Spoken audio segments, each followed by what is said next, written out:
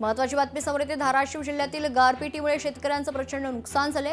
अरणी गावात गारपीट, शेतकरी बेहाल झाले। पालकमंत्री प्रताप सरनाईक यांनी शेतकऱ्यांसोबत संवाद साधला।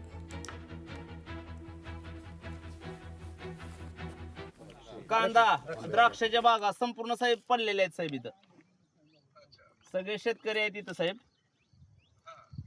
सगळे पंचनामे झाले साहेब। इथं कलेक्टरशी पण बोललो, कारण कळमला, तुळजापूर, परत धाराशिव सगळ्या ठिकाणी फार म्हणजे नुकसान झालेलं आहे शेतकऱ्यांचं। गारपिटी पण म्हणजे फार मोठ्या प्रमाणात असं मला जिल्हाधिकाऱ्यांनी सांगितलं। त्यामुळे कुठल्याही परिस्थितीमध्ये शेतकऱ्यांचे पंचनामे पूर्णतः करा, त्यांचं नुकसान होता कामा नये। 2 रुपये शेतकऱ्याला जास्तच गेलेलं चालेल, परंतु त्याला जगवणं, त्याला वाचवणं आपलं कर्तव्य आणि त्या पद्धतीने तुम्ही सहकार्य करा। चालते कर साहेब।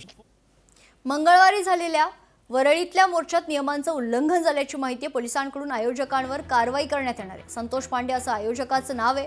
संतोष पांडे यांनी मोर्चासाठी नियम परवानगी घेतल्याची माहिती समोर येते।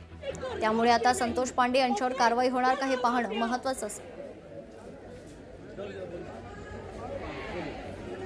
Did you not understand?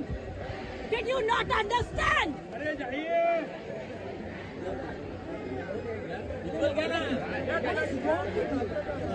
No, what is wrong with you? There are hundreds of people waiting. There is an empty ground there.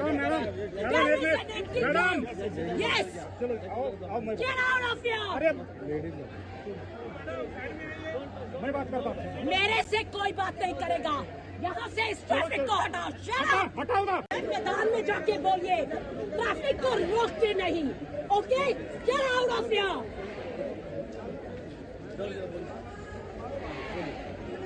Did you not understand?